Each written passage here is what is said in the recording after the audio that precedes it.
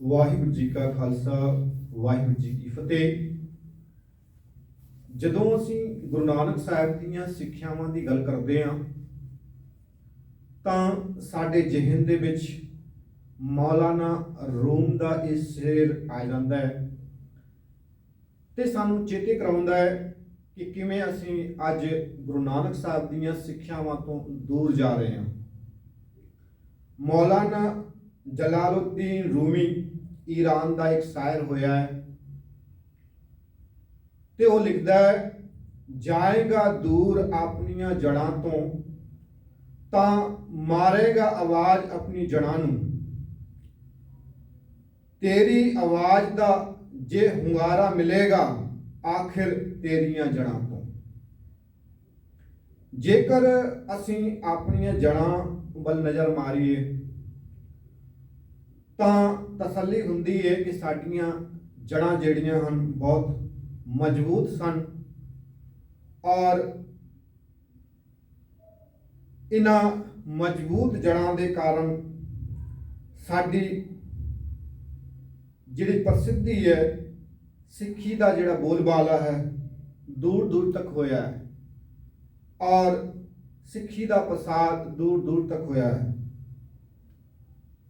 ਤੇ ਜੇਕਰ ਅਸੀਂ ਗੁਰੂ ਨਾਨਕ ਸਾਹਿਬ ਬਾਰੇ ਜਦੋਂ ਗੱਲ ਕਰਦੇ ਹਾਂ ਤੇ ਜਨਮ ਸਾਖੀ ਸ਼ਬਦ ਜਿਹੜਾ ਹੈ ਉਹ ਗੁਰੂ ਨਾਨਕ ਸਾਹਿਬ ਦੇ ਨਾਲ ਜੁੜਿਆ ਹੋਇਆ ਹੈ। ਗੁਰੂ ਨਾਨਕ ਸਾਹਿਬ ਬਾਰੇ ਬਾਬਤ ਜਿਹੜਾ ਹੈ ਉਹ ਆਉਂਦਾ ਹੈ। ਬਾਕੀ ਪਿਛਲੇ 9 ਗੁਰੂਆਂ ਬਾਬਤ ਹੋਰ ਬਹੁਤ ਸਾਰੇ ਗ੍ਰੰਥ ਨੇ, ਬੰਸਾਵਲੀ ਨਾਮਾ, ਚਮਤਕਾਰ, ਸੂਰਜ ਪ੍ਰਕਾਸ਼, ਮਹਿਮਾ ਪ੍ਰਕਾਸ਼ ਆਦਿ बहुत सारे ग्रंथ ने, पर जन्म साखी जिहड़ी है वो गुरु नानक पातशाह बाबत जिहड़ियां हन वो आईयां हन। सो जन्म साखियां 4 हन और इन्हां दे विच जिथे गुरु नानक पातशाह दा जिक्र कीता मिलदा है उत्थे नाल भाई मर्दाने दा जिक्र भी जिहड़ा है इन्हां साखियां दे विच आउंदा है और भाई मर्दाने दा जिक्र भाई गुरदास जी भी करते हैं। एक बाबा अकाल रूप दूजा रबाबी मर्दाना, कि जिथे गुरु नानक पातशाह जी प्रचार दौरे ते जाते हैं जां जिथे भी वो सिक्खी का प्रचार करते हैं उन्हां दे नाल भाई मर्दाने का जिक्र जिहड़ा है वो खुद ब खुद आ जाता है।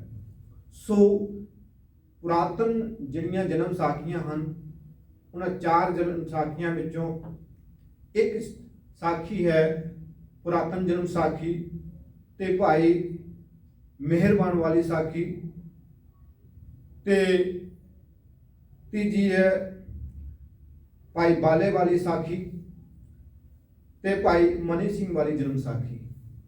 ये 4 जन्म साखियां गुरु नानक पातशाह जी बाबत मिलदियां हन और गुरु नानक साहब का जीवन और सिक्ख्यावां इन्हां जन्म साखियां विच बाखूबी मिलदियां हन।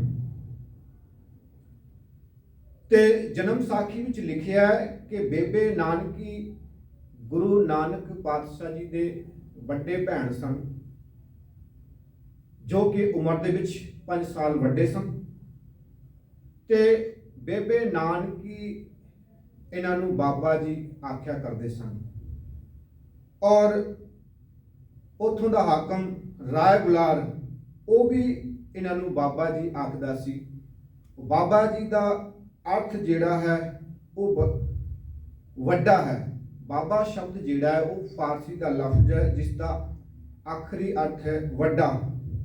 सो गुरु नानक पातशाह जी नूं ਇਹ ਉਮਰ ਦੇ ਵਿੱਚ ਵੱਡੇ ਹੋਣ ਦੇ ਬਾਵਜੂਦ ਵੀ ਬਾਬਾ ਜੀ ਆਖਦੇ ਸਨ, ਕਿਉਂਕਿ ਗੁਰੂ ਨਾਨਕ ਪਾਤਸ਼ਾਹ ਜੀ ਨੂੰ ਬੇਬੇ ਨਾਨਕੀ ਜੀ ਔਰ ਰਾਏ ਬੁਲਾਰ ਉਹ ਇੱਕ ਆਮ ਇਨਸਾਨ ਨਾ ਜਾਣ ਕਰਕੇ ਰਹਿਬਰ ਸਮਝਦੇ ਸਨ, ਇਸ ਕਰਕੇ ਉਹਨਾਂ ਨੂੰ ਬਾਬਾ ਜੀ ਆਖਿਆ ਕਰਦੇ ਸਨ। ਸੋ ਸੱਚਮੁੱਚ ਗੁਰੂ ਨਾਨਕ ਪਾਤਸ਼ਾਹ ਜੀ ਵੱਡੇ ਸਨ। ਗੁਰਬਾਣੀ ਵਿੱਚ ਆਉਂਦਾ ਹੈ, सब ते बड़ा सतगुरु नानक जिनकल राखी मेरी। और ਗੁਰੂ ਨਾਨਕ ਪਾਤਸ਼ਾਹ ਜੀ ਨੇ ਸੱਚਮੁੱਚ ਉਹ ਵੱਡਾ ਕੰਮ ਜੋ ਕਿ ਸੰਸਾਰ ਵਿੱਚ ਬਾਕੀ ਰਹਿਬਰਾਂ ਨੇ ਨਹੀਂ ਕੀਤਾ ਉਹ ਕਰਕੇ ਵਿਖਾਇਆ। ਇੱਥੋਂ ਦੇ ਦਬੇ ਕੁਚਲੇ ਲੋਕਾਂ ਤੋਂ ਰਾਜ ਕਰਾਇਆ ਅਤੇ ਰਾਜ ਕਰਨ ਦੀ ਸਿਖਲਾਈ ਉਹਨਾਂ ਨੂੰ ਦਿੱਤੀ ਅਤੇ ਉਹਨਾਂ ਨੂੰ ਸਰਦਾਰੀਆਂ ਬਖਸ਼ੀਆਂ। ਇਹੋ ਜਿਹੀਆਂ ਅਵਸਥਾ ਵਿੱਚੋਂ ਉਹਨਾਂ ਨੂੰ ਬਾਹਰ ਕੱਢ ਕੇ ਰਾਜੇ ਬਣਾਇਆ ਔਰ ਗੁਰੂ ਸਾਹਿਬ ਦੇ ਇਸ ਸੰਸਾਰਿਕ ਜੀਵਾਂ ਦੇ ਉੱਤੇ ਵੱਡੇ ਪਰਉਪਕਾਰ ਅੱਜ ਵੀ ਨਜ਼ਰ ਆਉਂਦੇ ਹਨ। ਤੇ ਗੁਰੂ ਸਾਹਿਬ ਦੀਆਂ ਸਿੱਖਿਆਵਾਂ ਤੇ ਪਹਿਰਾ ਦਿੰਦਿਆਂ ਹੋਏ ਅੱਜ ਅਸੀਂ ਜਦੋਂ ਦੇਖਦੇ ਹਾਂ ਸੰਸਾਰ ਦੇ ਵਿੱਚ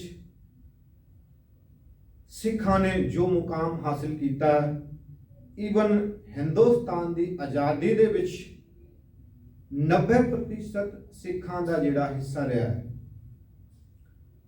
ਸੋ ਗੁਰੂ ਨਾਨਕ ਪਾਤਸ਼ਾਹ ਜੀ ਨੇ ਖਾਈ ਵਿੱਚੋਂ ਕੱਢ ਕੇ ਮਾਨਵਤਾ ਨੂੰ ਇੱਕ ਟੀਸੀ ਤੇ ਪਹੁੰਚਾਇਆ।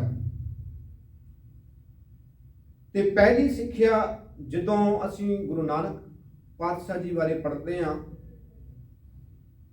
ਬਚਪਨ ਦੇ ਵਿੱਚ ਜੋ ਬੋਲ ਉਹਨਾਂ ਨੇ ਇਸ ਮਾਨਵਤਾ ਨੂੰ ਦਿੱਤੇ, ਕਿਉਂਕਿ ਸੰਸਾਰ ਦੇ ਵਿੱਚ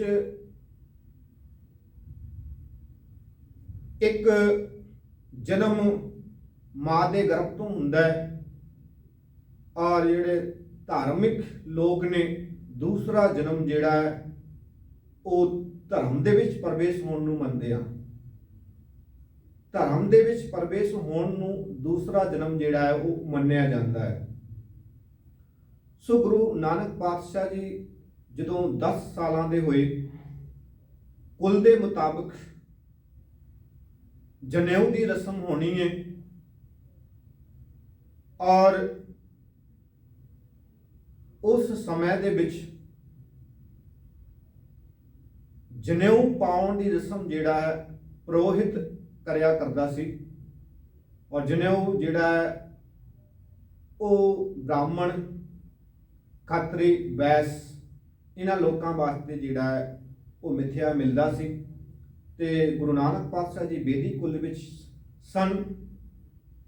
ਸੋ ਉਮਰ ਮੁਤਾਬਕ ਉਹਨਾਂ ਦੇ ਘਰ ਜਨੇਊ ਦੀ ਰਸਮ ਜਦੋਂ ਹੋਣੀ ਹੈ ਤੇ ਗੁਰੂ ਨਾਨਕ ਪਾਤਸ਼ਾਹ ਜੀ ਦੀ ਜਿਹੜੀ ਉਮਰ ਹੈ ਉਹ 10 ਸਾਲ ਦੀ ਹੈ ਉਸ ਵੇਲੇ। ਔਰ ਸਮਾਜਿਕ ਰੀਤ ਮੁਤਾਬਕ ਜਿਵੇਂ ਇੱਕ ਵਿਆਹ ਦਾ ਸਮਾਗਮ ਰੱਖਿਆ ਜਾਂਦਾ ਹੈ, ਬੜੇ ਚਾਅ ਦੇ ਨਾਲ, ਬੜੇ ਉਮਾ ਦੇ ਨਾਲ ਔਰ ਬੜੇ ਧੂਮਧਾਮ ਦੇ ਨਾਲ, ਇਸੇ ਤਰੀਕੇ ਦੇ ਨਾਲ ਉਹਨਾਂ ਦੇ ਘਰ ਦੇ ਵਿੱਚ ਸਮਾਗਮ ਰੱਖਿਆ ਗਿਆ। ਉਸ ਸਮਾਗਮ ਦੇ ਵਿੱਚ ਪਰਿਵਾਰ ਦੇ ਜਿੰਨੇ ਸੰਬੰਧੀ ਉਹ ਸਾਰੇ ਬੁਲਾਏ ਗਏ, ਰਿਸ਼ਤੇਦਾਰ ਅਤੇ ਦੋਸਤ ਮਿੱਤਰ, ਆਂਢੀ ਗੁਆਂਢੀ ਸਾਰੇ ਇਕੱਤਰ ਕੀਤੇ ਗਏ। ਪ੍ਰੋਹਿਤ ਗੁਰੂ ਨਾਨਕ ਪਾਤਸ਼ਾਹ ਜੀ ਦੇ ਸਾਹਮਣੇ ਬੈਠਿਆ ਹੈ ਔਰ ਜੋ ਧਰਮ ਦੀ ਸਿੱਖਿਆ ਉਹ ਉਹਨਾਂ ਨੂੰ ਦੇ ਰਿਹਾ ਹੈ। ਤੇ ਜਦੋਂ ਗੁਰੂ ਨਾਨਕ ਪਾਤਸ਼ਾਹ ਜੀ ਨੂੰ ਜਦੋਂ ਪਾਉਣ ਲੱਗਿਆ ਪ੍ਰੋਹਿਤ, ਤੇ ਗੁਰੂ ਨਾਨਕ ਪਾਤਸ਼ਾਹ ਜੀ ਨੇ ਸਵਾਲ ਕਰ ਦਿੱਤਾ ਕਿ ਇਹ ਦੱਸੋ ਇਹ ਪਾਉਣਾ ਕਿਸ ਲਈ ਹੈ। ਤੇ ਪ੍ਰੋਹਿਤ ਨੇ ਜਵਾਬ ਦਿੱਤਾ ਕਿ ਇਸ ਨੂੰ ਪਾਉਣ ਦੇ ਨਾਲ ਆਤਮਿਕ ਜਨਮ ਹੁੰਦਾ ਹੈ। ਤੇ ਗੁਰੂ ਨਾਨਕ ਪਾਤਸ਼ਾਹ ਜੀ ਨੇ ਪ੍ਰੋਹਿਤ ਨੂੰ ਕਿਹਾ, ਜੀ ਸਦਕੇ ਪਾਓ, ਪਰ ਆਤਮਿਕ ਜਨਮ ਵਾਸਤੇ, ਆਤਮਿਕ ਉન્નਤੀ ਵਾਸਤੇ, ਆਤਮਾ ਵਾਸਤੇ ਇਹ ਜਨੇਊ ਨਹੀਂ, ਬਲਕਿ ਜਿਹੜਾ ਜਨੇਊ ਆਤਮਾ ਵਾਸਤੇ ਚਾਹੀਏ, ਆਤਮਿਕ ਆਨੰਦ ਵਾਸਤੇ, ਆਤਮਿਕ ਹੁਲਾਰੇ ਵਾਸਤੇ, ਉਹ ਇਹ ਜਨੇਊ ਤੇ ਜਿਹੜਾ ਹੈ ਉੱਥੇ ਨਹੀਂ ਕੰਮ ਕਰ ਸਕਦਾ। ਔਰ ਉਹ ਜਨੇਊ ਹੈ ਉਹ ਮੈਂ ਤੁਹਾਨੂੰ ਦੱਸਦਾ। ਗੁਰੂ ਨਾਨਕ ਪਾਤਸ਼ਾਹ ਜੀ ਨੇ ਉਸ ਵੇਲੇ ਬਚਨ ਕਰ ਦਿੱਤੇ, ਬੋਲ ਬੋਲੇ ਦਇਆ ਕਪਾ ਸੰਤੋਖ ਸੂਤ ਜਤ ਗੰਡੀ ਸਤਬਟ, ਇਹ ਜਨਉ ਜੀ ਕਾ ਹੈ ਤਾਂ ਭਾਂਡੇ ਘਤ, ਨਾ ਇਹ ਟੁੱਟੈ ਨਾ ਮਨ ਲੱਗੈ, ਨਾ ਇਹ ਜਲੈ ਨਾ ਜਾਏ, ਧਨ ਸੋ ਮਨੁ ਨਾਨਕਾ ਜੋ ਗਲ ਚੱਲੈ ਪਾਏ। ਕਿ हे ਪ੍ਰੋਹਿਤ, ਜੇ ਤੇਰੇ ਕੋਲ ਇਸ ਤਰ੍ਹਾਂ ਦਾ ਜਨੇਊ ਹੈ ਤਾਂ ਮੇਰੇ ਗਲ ਦੇ ਵਿੱਚ ਪਾ ਦੇ, ਪਰ ਇਹ ਜਨੇਊ ਤਾਂ ਇਨਸਾਨ ਦੇ ਨਾਲ ਹੀ ਜਿਹੜਾ ਹੈ ਉਹ ਸੜ ਜਾਂਦਾ ਹੈ, ਇੱਕ ਦਿਨ ਟੁੱਟ ਜਾਂਦਾ ਹੈ ਔਰ ਮਨੁੱਖ ਦੇ ਨਾਲ ਨਹੀਂ ਜਾਂਦਾ ਹੈ। ਦੂਸਰਾ, ਇਹ ਜਨੇਊ ਸੰਸਾਰ ਵਿੱਚ ਰਹਿੰਦਿਆਂ ਹੋਇਆਂ ਵੀ ਮੇਰੇ ਔਰ ਮੇਰੇ ਭੈਣ ਭਰਾਵਾਂ ਦਾ ਵਿੱਚ ਵੰਡੀਆਂ ਪਾ ਰਿਹਾ ਹੈ, ਕਿਉਂਕਿ ਮੈਂ ਆਪਣੀ ਭੈਣ ਦੇ ਗਲ ਦੇ ਵਿੱਚ ਇਹ ਜਨੇਊ ਨਹੀਂ ਦੇਖਿਆ, ਆਪਣੀ ਮਾਂ ਦੇ ਗਲ ਦੇ ਵਿੱਚ ਜਨੇਊ ਨਹੀਂ ਦੇਖਿਆ, ਕਿਉਂਕਿ ਜਨੇਊ ਪਾਉਣ ਦਾ ਅਧਿਕਾਰੀ ਕੇਵਲ ਮਰਦ ਹੈ।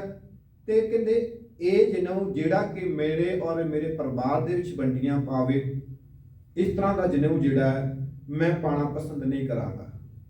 ਸੋ ਪਹਿਲੀ ਵੰਗਾਰ ਗੁਰੂ ਨਾਨਕ ਪਾਤਸ਼ਾਹ ਜੀ ਨੇ 10 ਸਾਲ ਦੀ ਉਮਰ ਦੇ ਵਿੱਚ ਜਿਹੜੀ ਹੈ ਉਹ ਪਾ ਦਿੱਤੀ, ਔਰ ਜਿਹੜਾ ਭਰਮ ਸੰਸਾਰ ਦਾ ਸੀ ਉਸ ਨੂੰ ਤੋੜ ਦਿੱਤਾ।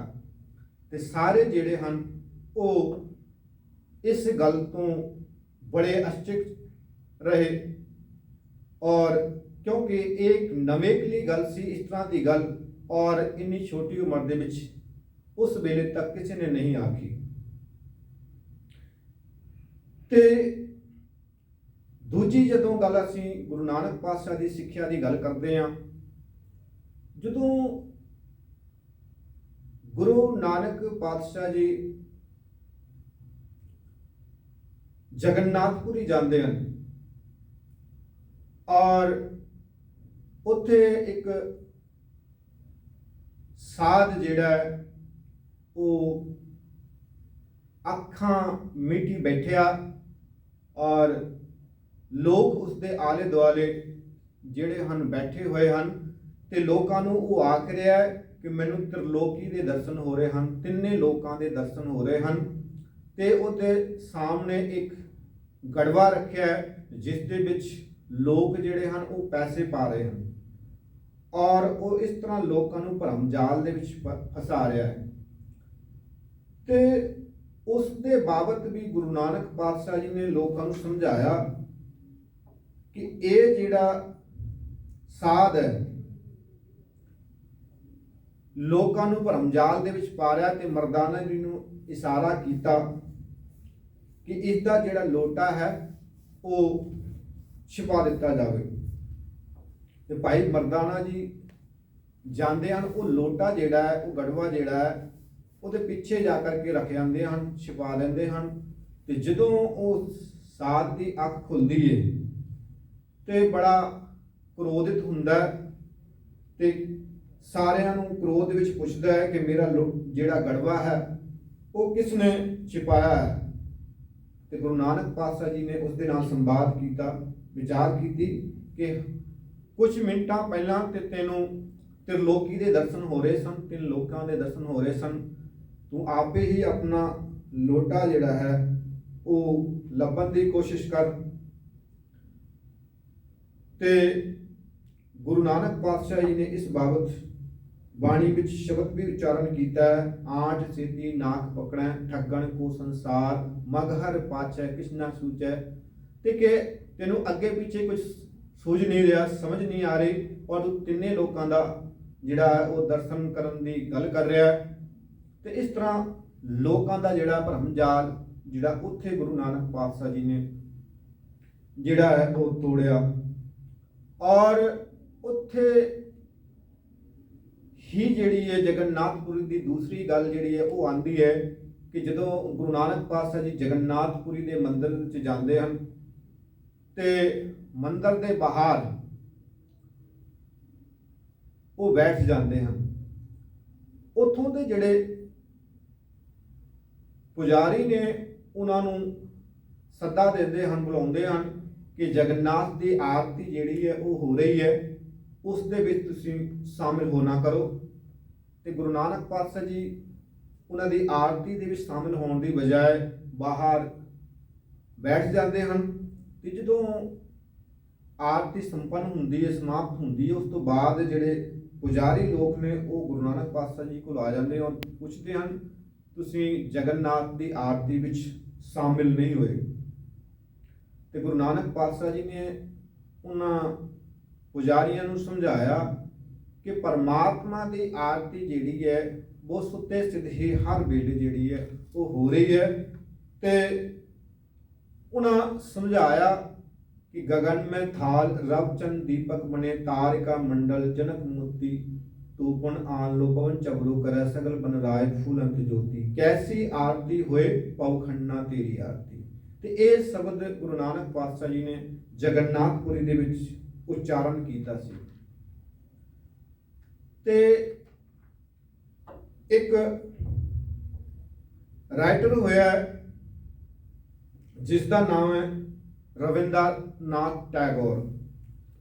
ਰਵਿੰਦਰਨਾਥ ਟੈਗੋਰ ਜਿਹੜਾ ਉਸ ਨੂੰ ਕਿਸੇ ਨੇ ਪੁੱਛਿਆ ਕਿ ਤੁਸੀਂ ਰਾਸ਼ਟਰੀ ਗੀਤ ਜਿਹੜਾ ਹੈ ਉਹ ਲਿਖਿਆ ਜਨ ਗਣ ਮਨ ਅਧਿਨਾਇਕ ਜੈ आहे ਭਾਰਤ ਭਾਗ ਵਿਧਾਤਾ ਕਿ ਇਹ ਜਿਹੜਾ ਰਾਸ਼ਟਰੀ ਗੀਤ ਜਿਹੜਾ ਆਪ ਜੀ ਨੇ ਲਿਖਿਆ ਹੈ ਕਦੇ ਆਪ ਦੇ ਮਨ ਦੇ ਵਿੱਚ ਇਹ ਖਿਆਲ ਨਹੀਂ ਆਇਆ ਕਿ ਅੰਤਰਰਾਸ਼ਟਰੀ ਗੀਤ ਲਿਖਾਂ। ਰਵਿੰਦਰਨਾਥ ਟੈਗੋਰ ਕਹਿੰਦਾ ਹੈ ਮੇਰੇ ਮਨ ਦੇ ਵਿੱਚ ਇਹ ਖਿਆਲ ਆਇਆ ਸੀ ਪਰ ਜਦੋਂ ਮੈਂ ਇਹ ਸ਼ਬਦ ਗੁਰਬਾਣੀ ਦਾ ਪੜ੍ਹਿਆ ਤੇ ਸੁਣਿਆ ਜੋ ਕਿ ਸਿੱਖ ਧਰਮ ਦੇ ਬਾਣੀ ਗੁਰੂ ਨਾਨਕ ਪਾਤਸ਼ਾਹ ਜੀ ਦਾ ਹੈ ਗगन में थाल रव चंद दीपक बने ਤੇ ਰਵਿੰਦਰਨਾਥ ਟੈਗੋਰ ਕਹਿੰਦਾ ਇਸ ਤੋਂ ਵਧੀਆ ਕਿ ਅੰਤਰਰਾਸ਼ਟਰੀ ਗੀਤ ਨਹੀਂ ਲਿਖਿਆ ਜਾ ਸਕਦਾ। ਉਹ ਬਾਣੀ ਨੂੰ ਗੀਤ ਹੀ ਕਹਿੰਦਾ ਹੈ ਕਿਉਂਕਿ ਤੇ ਉਹ ਕਹਿੰਦਾ ਉਸ ਤੋਂ ਬਾਅਦ ਮੇਰੇ ਜ਼ਿਹਨ ਦੇ ਵਿੱਚ ਇਹ ਖਿਆਲ ਨਹੀਂ ਆਇਆ ਕਿ ਮੈਂ ਇਸ ਤੋਂ ਵਧੀਆ ਲਿਖ ਸਕਾਂ। ਸੋ ਵੱਡੇ ਵੱਡੇ ਵਿਦਵਾਨ ਵੀ ਜਿਹੜੇ ਹਨ ਇਹਨਾਂ ਗੱਲਾਂ ਨੂੰ ਸਵੀਕਾਰ ਕਰਦੇ ਹਨ ਜੋ ਗੁਰੂ ਨਾਨਕ ਪਾਤਸ਼ਾਹ ਜੀ ਨੇ ਸਾਨੂੰ ਦਸੀਆਂ ਨੇ ਜਾਂ ਜੋ ਬਾਣੀ ਰੂਪ ਦੇ ਵਿੱਚ ਸਿੱਖਿਆ ਸਾਨੂੰ ਗੁਰੂ ਨਾਨਕ ਪਾਤਸ਼ਾਹ ਜੀ ਨੇ ਦਿੱਤੀ ਹੈ ਉਸ ਨੂੰ ਜਗਤ ਦੇ ਵੱਡੇ ਵੱਡੇ ਵਿਦਵਾਨ ਜਿਹੜੇ ਹਨ ਉਹ ਸਿੱਧ ਲੈ ਕਰਕੇ ਆਪਣਾ ਜੀਵਨ ਜਿਹੜੇ ਹਨ ਉਹ ਸੁਵਾਰਦੇ ਹਨ। ਕਈਆਂ ਦਾ ਜੀਵਨ ਜਿਹੜਾ ਹੈ ਜੀਵਨ ਉਹ ਸਵਰਿਆ ਜਿਨ੍ਹਾਂ ਨੇ ਵੀ ਗੁਰੂ ਨਾਨਕ ਪਾਤਸ਼ਾਹ ਦੀ ਸਿੱਖਿਆ ਨੂੰ ਆਪਣੇ ਜੀਵਨ ਦੇ ਵਿੱਚ ਧਾਰਨ ਕੀਤਾ ਹੈ ਅਤੇ ਉਸ ਮੁਤਾਬਕ ਚੱਲਣ ਦੀ ਕੋਸ਼ਿਸ਼ ਕੀਤੀ ਹੈ। ਇੱਕ ਵਿਦਵਾਨ ਹੋਇਆ ਹੈ ਮਾਰਕਸ। ਉਹ ਧਰਮ ਨੂੰ ਅਫੀਮ ਕਹਿੰਦਾ ਹੈ ਕਿ ਧਰਮ ਜਿਹੜਾ ਹੈ ਇੱਕ ਅਫੀਮ ਦੀ ਤਰ੍ਹਾਂ ਹੈ ਔਰ ਉਸ ਦਾ ਕਾਰਨ ਉਹ ਦੱਸਦਾ ਹੈ ਕਿ ਸ਼ੋਸ਼ਣ ਕਰਨ ਵਾਲੇ ਲੋਕਾਂ ਨੇ ਆਮ ਜਨਤਾ ਦਾ ਜਾਂ ਲੋਕਾਂ ਦਾ ਧਰਮ ਦਾ ਜਿਹੜਾ ਹੈ ਉਹ ਨਸ਼ਾ ਬਣਾਇਆ ਹੋਇਆ ਹੈ ਔਰ ਉਸ ਨਸ਼ੇ ਦੇ ਵਿੱਚ ਲੋਕ ਇੰਨੇ ਮਸਤ ਰਹਿੰਦੇ ਹਨ ਕਿ ਲੋਕ ਭਾਵੇਂ ਉਹਨਾਂ ਦਾ ਸ਼ੋਸ਼ਣ ਕਰੀ ਜਾਣ ਉਹ ਨਹੀਂ ਬੋਲਦੇ। ਧਰਮ ਦੇ ਨਾਂ ਤੇ ਕਿੰਨਾ ਸ਼ੋਸ਼ਣ ਹੁੰਦਾ ਹੈ ਕੋਈ ਕ੍ਰਾਂਤੀ ਨਹੀਂ ਕਰਦਾ ਕੋਈ ਜਿਹੜਾ ਹੈ ਆਵਾਜ਼ ਨਹੀਂ ਉਠਾਉਂਦਾ ਹੈ। ਸੋ ਜਿਹੜਾ ਮਾਰਕਸ ਹੈ ਧਰਮ ਨੂੰ ਇੱਕ ਅਫੀਮ ਕਹਿੰਦਾ ਹੈ ਔਰ ਕਿਤੇ ਨਾ ਕਿਤੇ ਗੁਰੂ ਨਾਨਕ ਪਾਤਸ਼ਾਹ ਜੀ ਵੀ ਇਸ ਦੀ ਗੱਲ ਦੇ ਨਾਲ ਸਹਿਮਤ ਹੋਏ ਨਜ਼ਰ ਆਉਂਦੇ ਹਨ ਕਿਉਂਕਿ ਗੁਰਬਾਣੀ 'ਚ ਅਸੀਂ ਵੇਖਦੇ ਹਾਂ ਕਿ ਧਰਮ ਦੇ ਨਾਂ ਤੇ ਕਈ ਥਾਵਾਂ ਦੇ ਉੱਤੇ ਲੋਕਾਂ ਦੇ ਨਾਲ ਇੰਨਾ ਧੋਖਾ ਇੰਨੀ ਠੱਗੀ ਔਰ ਇੰਨਾ ਸ਼ੋਸ਼ਣ ਹੁੰਦਾ ਸੀ। ਗੁਰੂ ਨਾਨਕ ਸਾਹਿਬ ਤੋਂ ਪਹਿਲਾਂ ਦੀ ਜਦੋਂ ਅਸੀਂ ਗੱਲ ਕਰਦੇ ਹਾਂ ਤੇ ਬਨਾਰਸ ਦੇ ਵਿੱਚ ਇਸ ਤਰ੍ਹਾਂ ਠੱਗੀ ਕੀਤੀ ਜਾਂਦੀ ਸੀ ਕਿ ਲੋਕਾਂ ਨੂੰ ਜਿਹੜਾ ਇਹ ਦੱਸਿਆ ਜਾਂਦਾ ਸੀ ਕਿ ਆਪਣਾ ਸਭ ਕੁਝ ਦਾਨ ਪੁੰਨ ਕਰਕੇ ਤੁਸੀਂ ਸੁਸਾਇਡ ਕਰ ਲੈਂਦੇ ਹੋ ਆਤਮ ਹੱਤਿਆ ਕਰ ਲੈਂਦੇ ਹੋ ਤੁਹਾਨੂੰ ਸਵਰਗ ਦੀ ਪ੍ਰਾਪਤੀ ਹੋਵੇਗੀ। ਈਵਨ ਇੱਥੇ ਤੱਕ ਕਿ ਉੱਥੇ ਇੱਕ ਆਰਾ ਵੀ ਲੱਗਿਆ ਹੋਇਆ ਸੀ ਜਿਹਦੇ ਨਾਲ ਆਪਣੇ ਆਪ ਨੂੰ ਚਿਰਾ ਕਰਕੇ ਅਗਰ ਬੰਦਾ ਪ੍ਰਾਣ ਤਿਆਗ ਦਿੰਦਾ ਹੈ ਔਰ ਸਭ ਕੁਝ ਦਾਨ ਪੁੰਨ ਕਰ ਦਿੰਦਾ ਹੈ ਤੇ ਉਹਨੂੰ ਸਵਰਗ ਦੀ ਪ੍ਰਾਪਤੀ ਹੋਵੇਗੀ।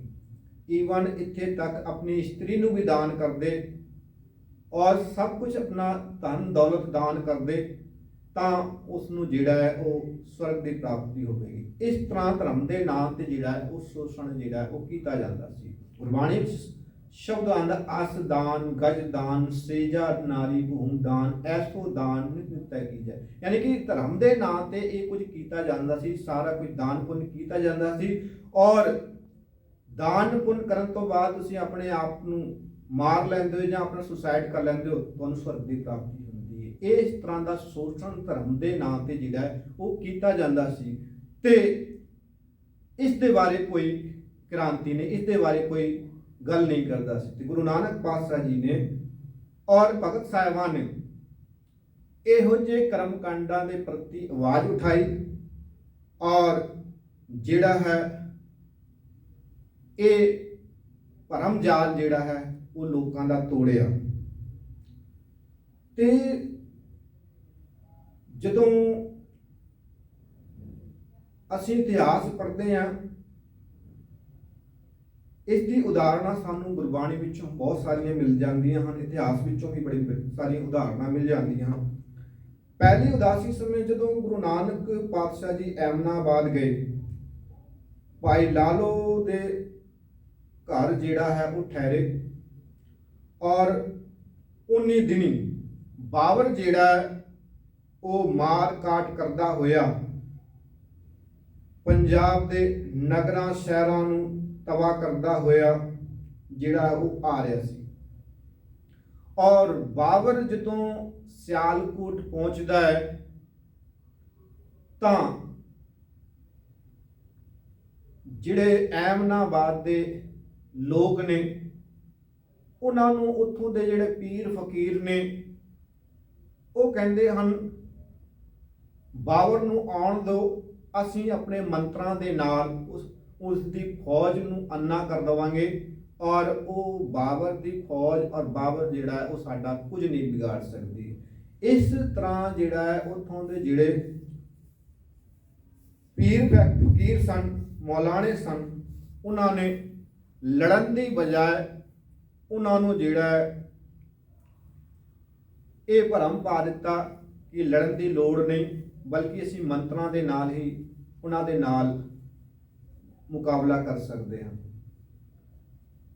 ਤੇ ਮੁਕਾਬਲਾ ਕੀ ਹੋਇਆ ਇਹ ਅਸੀਂ ਸਾਰੇ ਜਾਣਦੇ ਹਾਂ ਕਿ ਬਾਬਰ ਨੇ ਜਦੋਂ ਐਮਨਾਬਾਦ ਦੇ ਉੱਤੇ ਹਮਲਾ ਕੀਤਾ, ਐਮਨਾਬਾਦ ਨੂੰ ਮਾਰ ਕਾਟ ਕਰਕੇ ਤਬਾਹ ਕਰ ਦਿੱਤਾ। ਈਵਨ ਉੱਥੋਂ ਦੇ ਜਵਾਨ ਮੁੰਡੇ ਔਰ ਉੱਥੋਂ ਦੇ ਜਿੰਨੇ ਵੀ ਲੋਕ ਸਨ ਉਹਨਾਂ ਨੂੰ ਮਾਰ ਕਾਟ ਕਰਕੇ ਤਬਾਹ ਕਰ ਦਿੱਤਾ। ਇੰਨੀ ਲੁੱਟ ਖਸੁੱਟ ਮਚਾਈ ਤੇ ਉਹਦੇ ਬਾਰੇ ਬਾਬਰ ਬਾਣੀ ਦੇ ਵਿੱਚ ਗੁਰੂ ਨਾਨਕ ਪਾਤਸ਼ਾਹ ਜੀ ਨੇ ਸ਼ਬਦ ਵੀ ਉਚਾਰਨ ਕੀਤੇ ਹਨ। ਖੁਰਾਸਾਨ ਖਸਮਾਨਾ ਕੀਆ ਹਿੰਦੁਸਤਾਨ ਡਰਾਇਆ, ਆਪੇ ਦੋਸ ਨਾ ਦੇਈ ਕਰਤਾ ਜਮਕਲ ਮੁਗਲ ਚੜਾਇਆ, ਏਤੀ ਮਾਰ ਪਈ ਕੁਰਲਾਨੇ ਤੈਂ ਕੀ ਦਰਦ ਨਾ ਆਇਆ। ਇੱਕ ਸ਼ਬਦ ਹੋਰ ਹੈ ਜਿਸ ਦੇ ਵਿੱਚ ਇਸ ਬਾਬਰ ਦੇ ਹਮਲੇ ਦਾ ਜ਼ਿਕਰ ਗੁਰੂ ਨਾਨਕ ਪਾਤਸ਼ਾਹ ਜੀ ਨੇ ਕੀਤਾ ਹੈ। ਜਿਨਸਿਰ ਸੋਹਣ ਪੱਟੀਆਂ ਮੰਗੀ ਪਾਏ ਸੰਦੂਰ, ਤੇਸਰ ਕਾਤੀ ਮੁੰਨੀਆਂ ਗਲ ਵਿੱਚ ਆਵੇ ਧੂਰ, ਮਹਿਲਾ ਅੰਦਰ ਹੁੰਦੀਆਂ ਹੁਣ ਬਹਿਣ ਨਾ ਮਿਲੇ ਹਦੂਰ। ਆਦੇਸ਼ ਬਾਬਾ ਆਦੇਸ਼ ਤੇ ਕਹਾਂ ਸੋ ਖੇਲ ਤਮੋਲਾ ਘੋੜੇ, ਕਹਾਂ पेरी सरनाई, कहाँ सो तेग बंद, कहाँ सो लाल करवाई। तो इस तरह जैसी मैं आबै कसम की बाणी, तैसड़ा करी ज्ञान बे लालो, पाप की जंजल काबलो धाया जोरी मंगे दान बे लालो, शरम धर्म दोए छप खुलोए कूड़ फिरै शैतान बे लालो, काजियां बामणा की गल थकी अगद अपड़ै शैतान बे लालो, मुसलमानियां पढ़े कतेबा कष्ट में करें खुदाए बे लालो, जात सनाती और हिंदुआनियां ये भी लेखे लाए वे लालो, खून के सोले गाविए नानक रत का कुंगू पाए वे लालो। इस तरह बाबर बाणी का जिक्र गुरु नानक पातशाह जी ने अपनी ਬਾਣੀ ਦੇ ਵਿੱਚ ਕੀਤਾ ਹੈ ਬਾਬਰ ਦੇ ਹਮਲੇ ਦਾ ਜ਼ਿਕਰ, ਔਰ ਉੱਥੇ ਜੋ ਲੁੱਟ ਖਸੁੱਟ ਹੋਈ, ਉੱਥੇ ਜੋ ਕੱਟ ਵੱਢ ਹੋਈ, ਉਹ ਸਾਰੇ ਦਾ ਜ਼ਿਕਰ ਗੁਰੂ ਨਾਨਕ ਪਾਤਸ਼ਾਹ ਜੀ ਨੇ ਆਪਣੀ ਬਾਣੀ ਦੇ ਵਿੱਚ ਕੀਤਾ ਹੈ। ਔਰ ਦੱਸਿਆ ਕਿ ਧਰਮ ਦੇ ਨਾਂ ਤੇ ਜਿਹੜੇ ਧਾਰਮਿਕ ਲੋਕ ਸਨ, ਉਹਨਾਂ ਦਾ ਕੰਮ ਸੀ ਕਿ ਸਮਾਜ ਦੀ ਅਗਵਾਈ ਕਰਨੀ, ਬਲਕਿ ਉਹਨਾਂ ਨੂੰ ਜਾਦੂ ਮੰਤਰਾਂ ਤੰਤਰਾਂ ਦੇ ਚੱਕਰ ਵਿੱਚ ਪਾ ਕਰਕੇ ਉਹਨਾਂ ਦਾ ਸ਼ੋਸ਼ਣ ਕੀਤਾ, ਆਪ ਤੇ ਮਰੇ ਤੇ ਲੋਕਾਂ ਨੂੰ ਵੀ ਜਿਹੜਾ ਉਹ ਮਰਵਾਇਆ। ਜੇਕਰ ਮੰਤਰਾਂ ਤੰਤਰਾਂ ਦੀ ਥਾਂ ਤੇ ਉਹਨਾਂ ਨੂੰ ਲੜਨ ਦੀ ਜਿਹੜੀ ਸਿੱਖਿਆ ਦਿੱਤੀ ਜਾਂਦੀ ਤੇ ਮੁਕਾਬਲਾ ਜੇਕਰ ਕਰਦੇ ਤੇ ਹੋ ਸਕਦਾ ਹੈ ਕਿ ਉਹਨਾਂ ਦੇ ਵਿੱਚੋਂ ਘੱਟ ਮਰਦੇ। ਔਰ ਉਸੇ ਵੇਲੇ ਜਦੋਂ ਗੁਰੂ ਨਾਨਕ ਪਾਤਸ਼ਾਹ ਜੀ ਨੇ ਬਾਬਰ ਦਾ ਵਿਰੋਧ ਕੀਤਾ, ਗੁਰੂ ਨਾਨਕ ਪਾਤਸ਼ਾਹ ਜੀ ਨੂੰ ਵੀ ਬਾਬਰ ਦੀ ਕੈਦ ਦੇ ਵਿੱਚ ਕੈਦ ਕਰ ਕੀਤਾ ਗਿਆ। ਜਦੋਂ ਬਾਬਰ ਨੂੰ ਪਤਾ ਲੱਗਿਆ ਕਿ ਬਗਾਵਤ ਹੋ ਸਕਦੀ ਹੈ, ਗੁਰੂ ਨਾਨਕ ਪਾਤਸ਼ਾਹ ਜੀ ਨੂੰ ਕੈਦ ਵਿੱਚ ਰੱਖਣਾ ਠੀਕ ਨਹੀਂ, ਤੇ ਉਹਨਾਂ ਨੂੰ ਬਾਅਦ ਵਿੱਚ ਜਿਹੜਾ ਹੈ ਉਹ ਛੱਡ ਦਿੱਤਾ ਗਿਆ। ਇਸ ਤਰ੍ਹਾਂ ਸੋ ਧਰਮ ਦੇ ਨਾਂ ਤੇ ਜਿਹੜਾ ਉਹ ਭਜਨ ਬੰਦਗੀ ਦੇ ਵਿੱਚ ਫਸੇ ਰਹਿਣ ਲੋਕ, ਔਰ ਜਿਹੜੇ ਧਰਮ ਦੇ ਨਾਂ ਤੇ ਜੋ ਸ਼ੋਸ਼ਣ ਹੋ ਰਿਹਾ ਉਹਦੇ ਪ੍ਰਤੀ ਆਵਾਜ਼ ਨਾ ਉਠਾਉਣ, ਇਸ ਤਰ੍ਹਾਂ ਦੀਆਂ ਗੱਲਾਂ ਜਿਹੜੀਆਂ ਹਨ ਉਹ ਆਮ ਮਿਲਦੀਆਂ ਹਨ। ਇਸ ਕਰਕੇ ਮਾਰਕਸ ਜਿਹੜਾ ਹੈ ਉਹ ਧਰਮ ਨੂੰ ਅਫੀਮ ਜਿਹੜਾ ਉਹ ਆਖਦਾ ਹੈ। ਸੋ ਗੁਰੂ ਨਾਨਕ ਪਾਤਸ਼ਾਹ ਜੀ ਕਹਿੰਦੇ ਇਹੋ ਜਿਹੇ ਧਰਮ ਦੀ ਕੋਈ ਲੋੜ ਨਹੀਂ ਜਿਹੜਾ ਕਿ ਮਾਨਵਤਾ ਦੇ ਵਿੱਚ ਚਿੰਤਨ ਨਾ ਲਿਆ ਸਕੇ। ਔਰ ਜਦੋਂ ਅਸੀਂ ਇੱਕ ਸਾਖੀ ਪੜ੍ਹਦੇ ਹਾਂ ਕਿ ਇੱਕ ਜੋਤਸ਼ੀ ਕੋਲ ਇੱਕ ਕਿਸਾਨ ਜਿਹੜਾ ਉਹ ਪਹੁੰਚ ਗਿਆ, ਔਰ ਉਸਨੇ ਜਾ ਕਰਕੇ ਉਸ ਜੋਤਸ਼ੀ ਨੂੰ ਆਪਣਾ ਹੱਥ ਦਿਖਾਇਆ ਤੇ ਉਹ ਕਹਿਣ ਲੱਗਿਆ ਕਿ ਤੇਰੇ ਉੱਤੇ ਸ਼ਨੀ ਦੀ ਸਤੀ ਹੈ। ਆਮ ਕਰਕੇ ਇਹ ਹੁੰਦਾ ਹੈ ਕਿ ਜਦੋਂ ਅਸੀਂ ਕਿਸੇ ਜੋਤਸ਼ੀ ਕੋਲ ਜਾਂ ਕਿਸੇ ਬਾਬੇ ਕੋਲ ਜਾਈਏ ਤਾਂ ਕੋਈ ਨਾ ਕੋਈ ਗੱਲ ਜ਼ਰੂਰ ਸਾਨੂੰ ਦੱਸੇਗਾ, ਤਾਂ ਹੀ ਉਸ ਦੀ ਜਿਹੜੀ ਦੁਕਾਨਦਾਰੀ ਜਿਹੜੀ ਹੈ ਉਹ ਚੱਲਣੀ ਹੈ। ਸੋ ਉਸ ਕਿਸਾਨ ਨੂੰ ਕਹਿੰਦਾ ਤੇਰੇ ਉੱਤੇ ਸ਼ਨੀ ਦੀ ਸਤੀ ਹੈ, ਤੇ ਜੇਕਰ ਤੂੰ ਕੁਝ ਦਾਨ ਪੁੰਨ ਕਰੇ ਤਾਂ ਮੈਂ ਉਪਾਅ ਕਰ ਸਕਦਾ। ਤਾਂ ਕਹਿੰਦਾ 200 ਰੁਪਇਆ ਕੱਢ ਤੇ ਮੈਂ ਤੇਰਾ ਕੁਝ ਉਪਾਅ ਕਰ ਸਕਦਾ। ਕਿਸਾਨ ਕਹਿੰਦਾ ਮੇਰੇ ਕੋਲ 200 ਰੁਪਈਆ ਤੇ ਨਹੀਂ ਹੈ, ਤੇ ਕਹਿੰਦਾ ਚਲ ਕੋਈ ਨਾ 100 ਰੁਪਈਆ ਦੇ। ਕਹਿੰਦਾ ਮੇਰੇ ਕੋਲ 100 ਵੀ ਨਹੀਂ ਹੈ। ਕਹਿੰਦਾ ਮੈਂ ਕੁਝ ਛੋਟਾ ਉਪਾਅ ਕਰ ਦਾਂਗਾ, 50 ਰੁਪਏ ਦੇ ਦੇ। ਕਹਿੰਦਾ ਮੇਰੇ ਕੋਲ 50 ਵੀ ਨਹੀਂ ਹੈ। ਕਹਿੰਦਾ ਤੇਰੇ ਕੋਲ 50 ਵੀ ਨਹੀਂ, ਜਾਂ ਫਿਰ ਤੇਰਾ ਸ਼ਨੀ ਜਿਹੜਾ ਹੈ ਉਹ ਕੁਝ ਨਹੀਂ ਵਿਗਾੜ ਸਕਦਾ। ਸੋ ਇਸ ਤਰ੍ਹਾਂ ਦੇ ਭਰਮ ਜਾਲ ਧਰਮ ਦੇ ਨਾਮ ਤੇ ਜਿਹੜੇ ਹਨ ਉਹ ਜਿਹੜੇ ਉਹ ਪਾਏ ਜਾਂਦੇ ਸਨ। ਤੇ ਅਸੀਂ ਜਦੋਂ ਅੱਗੇ ਚੱਲਦੇ ਹਾਂ ਤੇ ਗੁਰੂ ਨਾਨਕ ਪਾਤਸ਼ਾਹ ਜੀ ਪੰਡਿਤ ਬ੍ਰਹਮਦੱਤ ਹੋਇਆ, ਜਿਹੜਾ ਕਿ ਪਾਕ ਪਟਨ ਦੇ ਵਿੱਚ ਮਟਨ ਦੇ ਇਲਾਕੇ ਵਿੱਚ ਜਦੋਂ ਗੁਰੂ ਨਾਨਕ ਪਾਤਸ਼ਾਹ ਜੀ ਲੱਦਾਖ ਹੁੰਦੇ ਹੋਏ ਮਟਨ ਆਏ, ਉੱਥੇ ਠਾਕੁਰ ਦਾਸ ਦਾ ਬੇਟਾ ਬ੍ਰਹਮਦੱਤ ਜਿਹੜਾ ਹੈ ਉਹ ਰਹਿੰਦਾ ਸੀ ਮਟਨ ਦੇ ਵਿੱਚ। ਔਰ ਉਸ ਬ੍ਰਹਮਦੱਤ ਨੇ ਇੰਨੇ ਧਾਰਮਿਕ ਗ੍ਰੰਥ ਪੜ੍ਹੇ ਹੋਏ ਸਨ ਕਿ ਉਹ ਧਰਮ ਦੇ ਨਾਮ ਤੇ ਲੋਕਾਂ ਦੇ ਨਾਲ ਬਹਿਸ ਕਰਦਾ ਸੀ, ਔਰ ਉਸਨੇ ਜਿਹੜਾ ਉਹ ਹੰਕਾਰ ਜਿਹੜਾ ਇਕੱਠਾ ਕੀਤਾ ਹੋਇਆ ਸੀ। ਔਰ ਉੱਥੇ ਜਾ ਕਰਕੇ ਜਦੋਂ ਗੁਰੂ ਨਾਨਕ ਪਾਤਸ਼ਾਹ ਜੀ ਪੰਡਿਤ ਬ੍ਰਹਮਦੱਤ ਨੂੰ ਮਿਲਦੇ ਹਨ ਤੇ ਉਸ ਦੇ ਨਾਲ ਜਦੋਂ ਗੱਲਬਾਤ ਹੁੰਦੀ ਹੈ ਤੇ ਪੰਡਿਤ ਤੇ ਬ੍ਰਹਮਦੱਤ ਨੂੰ ਜਦੋਂ ਪੁੱਛਦੇ ਹਨ ਕਿ ਦੱਸ ਤੂੰ ਕੀ ਪ੍ਰਸਿੱਧੀ ਹਾਸਿਲ ਕੀਤੀ ਹੈ, ਤੇਰੇ ਕੋਲ ਕੀ ਗਿਆਨ ਹੈ, ਤੇ ਉਹ ਆਪਣੇ ਜਿਹੜਾ ਗਿਆਨ ਇਕੱਤਰ ਕੀਤਾ ਹੋਇਆ ਉਹ ਦੱਸਣ ਲੱਗ ਜਾਂਦਾ ਹੈ ਕਿ ਮੈਨੂੰ 4 ਵੇਦ, 18 ਪੁਰਾਣ ਔਰ 6 ਸ਼ਾਸਤਰ, 27 ਸਿਮਰਤੀਆਂ, ਉਪਨਿਸ਼ਦ, ਗਾਇਤਰੀ ਮੰਤਰ, ਇਸ ਤਰ੍ਹਾਂ ਕਰਕੇ ਉਹਨੇ 108 ਜਿਹੜੇ ਗ੍ਰੰਥ ਨੇ ਉਹ ਗਿਣਾ ਦਿੱਤੇ ਤੇ ਉਹ ਆਪਣੇ ਗਿਆਨ ਦਾ ਜਿਹੜਾ ਅੰਕਾਰ ਗੁਰੂ ਨਾਨਕ ਪਾਤਸ਼ਾਹ ਜੀ ਦੇ ਸਾਹਮਣੇ ਪ੍ਰਗਟ ਕਰਦਾ ਹੈ। ਸੋ ਇਸੇ ਤਰ੍ਹਾਂ ਇੱਕ ਜਿਹੜੀ ਹੈ ਗੱਲ ਆਉਂਦੀ ਹੈ ਇੱਕ ਰਾਜੇ ਦੇ ਸਮੇਂ ਦੀ ਕਿ ਇੱਕ ਰਾਜੇ ਦੇ ਦਰਬਾਰ ਦੇ ਵਿੱਚ ਇੱਕ ਪੁਰੋਹਿਤ ਆ ਗਿਆ ਔਰ ਉਸਨੇ ਖੁੱਲਾ ਐਲਾਨ ਕਰ ਦਿੱਤਾ ਕਿ हे ਰਾਜੇ, ਕਿ ਤੇਰੇ ਦਰਬਾਰ ਦੇ ਵਿੱਚ ਔਰ ਤੇਰੇ ਰਾਜ ਦੇ ਵਿੱਚ ਕੋਈ ਇਸ ਤਰ੍ਹਾਂ ਦਾ ਜਿਹੜਾ ਬੰਦਾ ਹੈ ਜਿਹੜਾ ਕਿ ਮੇਰੇ ਨਾਲ ਗਿਆਨ ਦੇ ਵਿੱਚ ਚਰਚਾ ਕਰ ਸਕਦਾ ਹੋਵੇ, ਗਿਆਨ ਦੀ ਚਰਚਾ ਕਰ ਸਕਦਾ ਹੋਵੇ। ਤੇ ਉਹ ਰਾਜਾ ਜਿਹੜਾ ਸੀ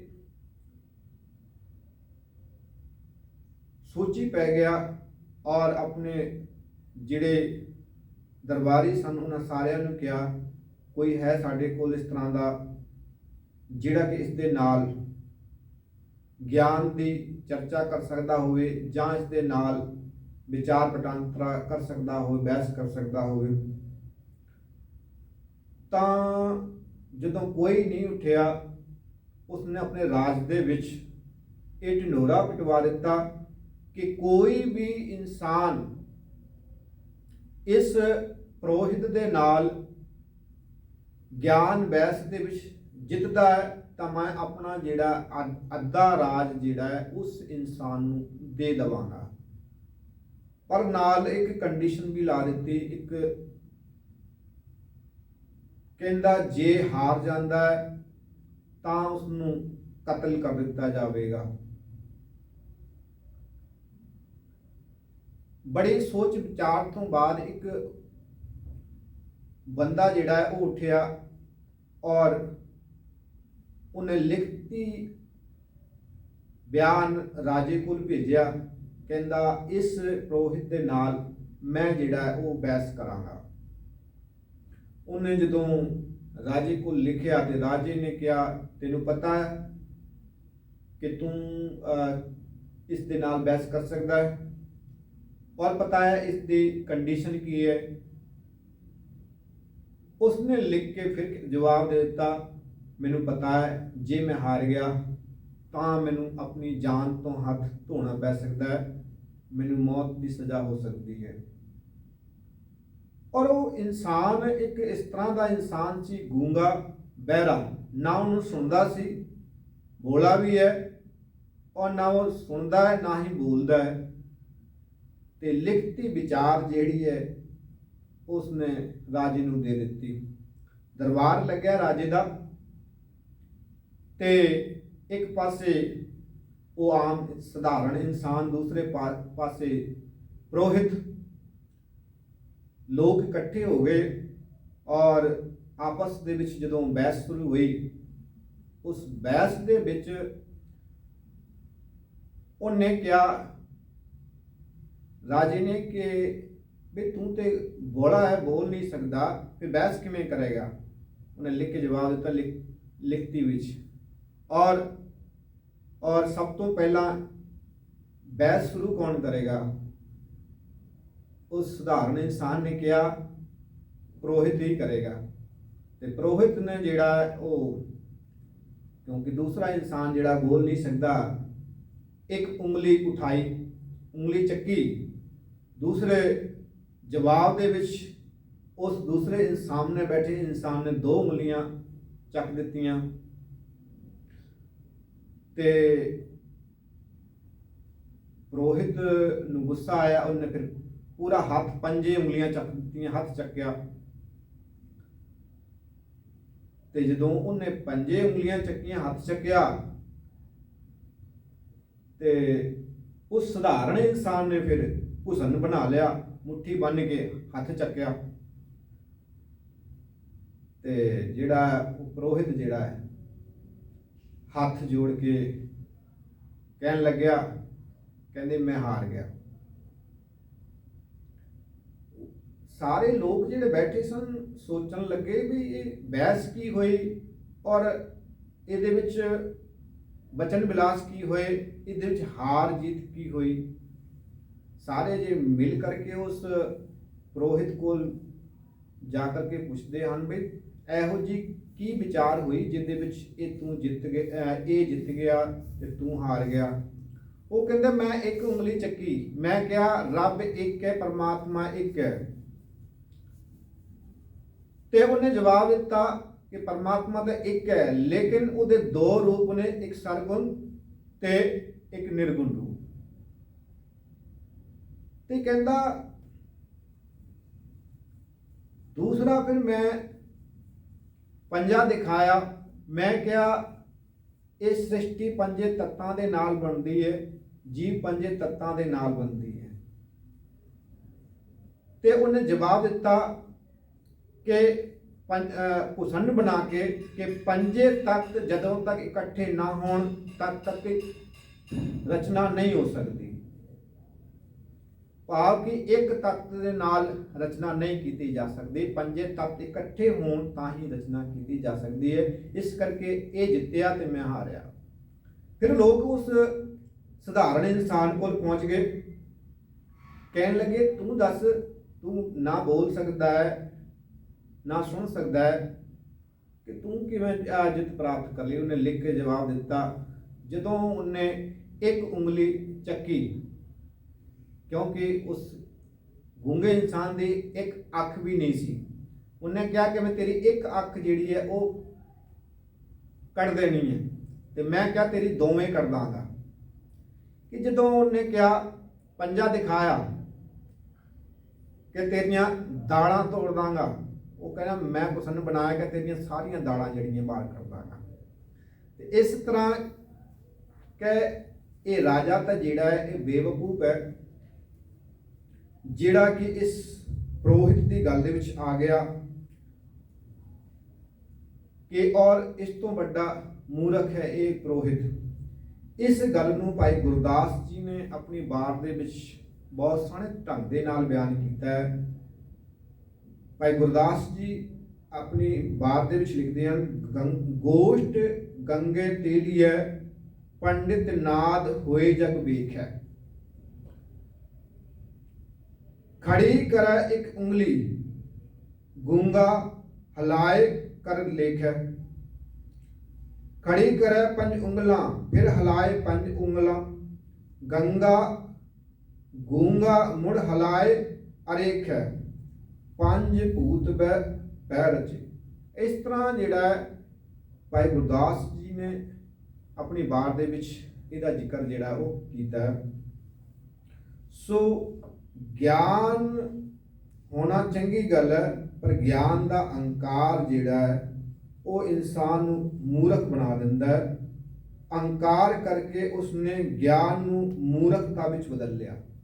ਹਾਲਾਂਕਿ ਪੁਰੋਹਿਤ ਗਿਆਨਵਾਨ ਸੀ, ਪਰ ਅਹੰਕਾਰ ਕਰਕੇ ਆਪਣੇ ਗਿਆਨ ਨੂੰ ਮੂਰਖਤਾ ਦੇ ਵਿੱਚ ਬਦਲ ਲਿਆ। ਇਸੇ ਤਰ੍ਹਾਂ ਗੁਰੂ ਨਾਨਕ ਪਾਤਸ਼ਾਹ ਜੀ ਨੇ ਜਿਹੜਾ ਪੰਡਿਤ ਬ੍ਰਹਮਦੱਤ ਸੀ ਉਹਨੂੰ ਸਮਝਾਇਆ। ਬਾਣੀ ਵਿੱਚ ਆਪਾਂ ਪੜ੍ਹਦੇ ਹਾਂ, पढ़ पढ़ गड्डी लद्दी है, पढ़ पढ़ भरिए साथ, पढ़ पढ़ बेड़ी पाइए, पढ़ पढ़ गंडिया खाद पढ़िए, जिते बरस बस पढ़िए जिते मास, नानक लेखा एक गल होर हो मैं झकना झाक।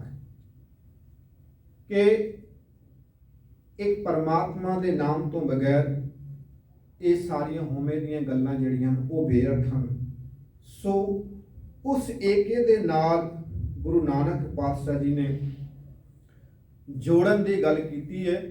सो गुरु नानक पातशाह जी ने बड़े ही लोगों को तारिया अपनी सिक्ख्या के नाल, कौड़े राक्षस वर्गियां नूं सीधे राह पाया और उन्होंने चोर तो, डाकुआं तो, ठगां तो एक आम इंसान, और आम इंसान ही नहीं बल्कि प्रचारक बना दिता। एक दरवेश होया है जिसका नाम फजील बिन आयास जिहड़ा है वो मिलता है, और ये ईरान का जिहड़ा है वो राजा होया है। ईरान का जिहड़ा ਫਕੀਰ ਹੋਇਆ ਹੈ। ਔਰ ਫਕੀਰ ਜਿਹੜਾ ਹੈ, ਫਕੀਰ ਬਣਨ ਤੋਂ ਪਹਿਲਾਂ ਇੱਕ ਡਾਕੂ ਹੁੰਦਾ ਹੈ। ਔਰ ਜਦੋਂ ਊਠਾਂ ਤੇ ਲੱਦ ਕੇ ਕਾਫਲੇ ਜਾਂਦੇ ਹਨ, ਉਹਨਾਂ ਨੂੰ ਜਿਹੜਾ ਹੈ ਉਹ ਲੁੱਟਦਾ ਹੈ, ਔਰ ਲੁੱਟ ਕਰਕੇ ਜਿੰਨੇ ਵੀ ਕਾਫਲੇ ਵਾਲੇ ਲੋਕ ਹੁੰਦੇ ਹਨ ਉਹਨਾਂ ਨੂੰ ਮਾਰ ਦਿੰਦਾ ਹੈ। ਤੇ ਇੱਕ ਦਿਨ ਇੱਕ ਕਾਫਲੇ ਵਿੱਚ ਬਜ਼ੁਰਗ ਬੰਦਾ ਜਿਹੜਾ ਹੁੰਦਾ ਹੈ, ਉਹਨੂੰ ਜਦੋਂ ਮਾਰਨ ਲੱਗਦਾ ਹੈ, ਉਹ ਤੇ ਫਜੀਲ ਬਿਨ ਜਿਹੜਾ ਹੈ ਉਸ ਨੂੰ ਉਹ ਬਜ਼ੁਰਗ ਕਹਿੰਦਾ ਹੈ, ਤੂੰ ਮੈਨੂੰ ਮਾਰਨਾ ਤੇ ਹੈ ਹੀ ਹੈ, ਪਰ ਮੇਰੀ ਇੱਕ ਬੇਨਤੀ ਹੈ ਕਿ ਮੈਂ ਕੁਰਾਨ ਸ਼ਰੀਫ ਦੇ ਦਰਸ਼ਨ ਕਰਨਾ ਚਾਹੁੰਦਾ, ਕਿਉਂਕਿ ਉਸ ਦੇ ਬੈਗ ਦੇ ਵਿੱਚ ਕੁਰਾਨ ਸ਼ਰੀਫ ਦੀ ਪੋਥੀ ਸੀ। ਜਦੋਂ ਕੱਢ ਕੇ ਪੜ੍ਹਦਾ ਹੈ ਆਇਤ ਨੂੰ, ਉਸ ਆਇਤ ਦਾ ਜਿਹੜਾ ਮਤਲਬ ਸੀ ਉਹ ਸੀਗਾ ਕਿ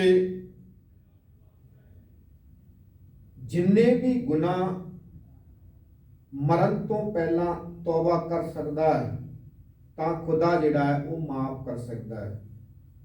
ਕਿ ਇਨਸਾਨ ਮਰਨ ਤੋਂ ਪਹਿਲਾਂ ਅਗਰ ਤੌਬਾ ਕਰ ਲੈਂਦਾ ਹੈ ਆਪਣੇ ਗੁਨਾਹਾਂ ਦੀ, ਤਾਂ ਜਿਹੜਾ ਹੈ ਉਹ ਖੁਦਾ ਜਿਹੜਾ ਹੈ ਉਹ ਬਖਸ਼ ਲੈਂਦਾ ਹੈ। ਤੇ ਜਦੋਂ ਇਹ ਗੱਲ ਜਿਹੜਾ ਹੈ ਉਹ ਫਕੀਰ ਸੁਣਦਾ ਹੈ, ਤੇ ਫਜੀਲ ਬਿਨ ਜਿਹੜਾ ਹੈ ਉਸ ਦਿਨ ਤੋਂ ਬਾਅਦ ਜਿਹੜਾ ਹੈ ਉਹ ਸਿੱਧੇ ਰਾਹ ਪੈ ਜਾਂਦਾ ਹੈ, ਔਰ ਡਾਕੂ ਦਾ ਕੰਮ ਜਿਹੜਾ ਛੱਡ ਦਿੰਦਾ ਹੈ। ਤੇ ਬਾਅਦ ਦੇ ਵਿੱਚ ਜਿੰਨੇ ਵੀ ਕਾਫਲੇ ਆਉਂਦੇ ਕਦੇ ਉਹ ਲੁੱਟਦਾ ਨਹੀਂ। ਇਸ ਤਰ੍ਹਾਂ ਗੁਰੂ ਨਾਨਕ ਪਾਤਸ਼ਾਹ ਜੀ ਦੀ ਸਿੱਖਿਆ ਤੋਂ ਅਸੀਂ ਜਦੋਂ ਦੇਖਦੇ ਹਾਂ, ਕੌਡੇ ਰਾਖਸ਼ ਵਰਗੇ ਔਰ ਭੀਲ ਵਰਗੇ ਇਹ ਜਿਹੜੇ ਹਨ, ਉਹਨਾਂ ਦੀ ਸਿੱਖਿਆਵਾਂ ਤੋਂ ਜਿਹੜੇ ਹਨ ਉਹ ਸਿੱਧੇ ਰਾਹ ਜਿਹੜੇ ਹਨ ਉਹ ਪੈ ਜਾਂਦੇ ਹਨ, ਔਰ ਆਪਣਾ ਜੀਵਨ ਜਿਹੜਾ ਹੈ ਉਹ ਸਵਾਰ ਲੈਂਦੇ ਹਨ। ਇੱਕ ਜਿਹੜੀ ਗੱਲ ਹੈ ਉਹ ਆਉਂਦੀ ਹੈ ਜਦੋਂ ਸਿਧਾਰਥ ਮਹਾਤਮਾ ਬੁੱਧ ਜਿਹਨੂੰ ਕਿਹਾ ਜਾਂਦਾ ਹੈ, ਜਦੋਂ ਇਸ ਸੰਸਾਰ ਤੋਂ ਗਏ ਤਾਂ ਉਹਨਾਂ ਦੇ ਅਸਥੀਆਂ ਚੁੱਕਣ ਦੀ ਜਦੋਂ ਰਸਮ ਹੋਈ, 7 ਦੇਸ਼ਾਂ ਦੇ ਰਾਜੇ ਉਹਨਾਂ ਦੀ ਅਸਥੀਆਂ ਦੇ ਵਿੱਚ ਸ਼ਾਮਿਲ ਹੋਏ। ਔਰ ਇੱਕ ਭਿਕਸ਼ੂ ਨੇ ਜਦੋਂ ਉਹ ਰਾਜੇ ਇਕੱਠੇ ਹੋਏ ਉਸ ਅਸਥੀ ਸਮਾਗਮ ਦੇ ਵਿੱਚ, ਕੁਝ ਵਾਕ ਉਚਾਰਨ ਕੀਤੇ, ਔਰ ਉਹ ਭਿਕਸ਼ੂ ਜਿਸਨੇ ਸ਼ਰਧਾਂਜਲੀ ਦਿੱਤੀ ਸੀ ਉਸ ਦਾ ਨਾਂ ਜਿਹੜਾ ਹੈ ਉਪਾਲੀ ਕਰਕੇ ਆਉਂਦਾ ਹੈ। ਉਪਾਲੀ ਕਹਿੰਦਾ ਹੈ ਗੌਤਮ ਸਿਧਾਰਥ ਜਿਹੜਾ ਹੈ ਉਹ ਸਾਡੇ ਕੋਲੋਂ ਗਿਆ ਨਹੀਂ, ਬਲਕਿ ਜਿੰਨੇ ਵੀ ਲੱਖਾਂ ਲੋਕ ਅੱਜ ਇਕੱਤਰ ਹੋਏ ਹਨ ਉਹਨਾਂ ਸਾਰੀਆਂ ਦੀ ਅੱਖਾਂ ਵਿੱਚ ਪ੍ਰਕਾਸ਼ ਹੋ ਕਰਕੇ ਬਸ ਗਿਆ ਹੈ।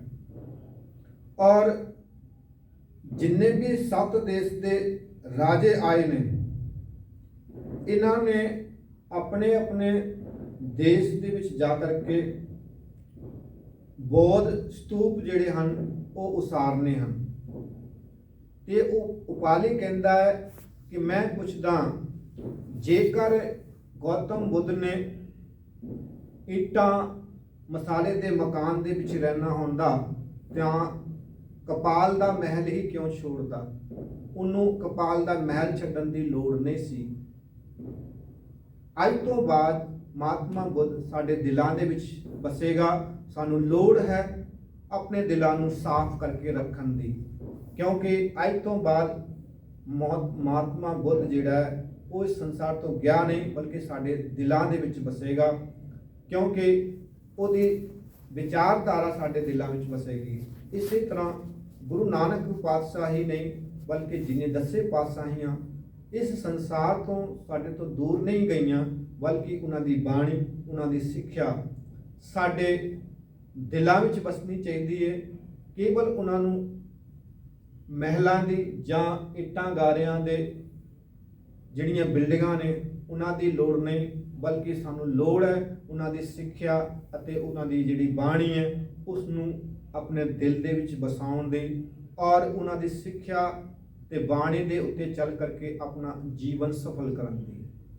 ਤਾਂ ਹੀ ਗੁਰਬਾਣੀ ਪੜ੍ਹਨ ਦਾ ਜਾਂ ਇਤਿਹਾਸ ਪੜ੍ਹਨ ਦਾ ਸਾਨੂੰ ਲਾਭ ਹੋ ਸਕਦਾ ਹੈ, ਜੇਕਰ ਉਸ ਸਿੱਖਿਆ ਨੂੰ ਆਪਣੇ ਜੀਵਨ ਦੇ ਵਿੱਚ ਵਸਾਈਏ ਔਰ ਉਸ ਸਿੱਖਿਆ ਦੇ ਮੁਤਾਬਕ ਆਪਣਾ ਜੀਵਨ ਸਫਲ ਕਰੀਏ।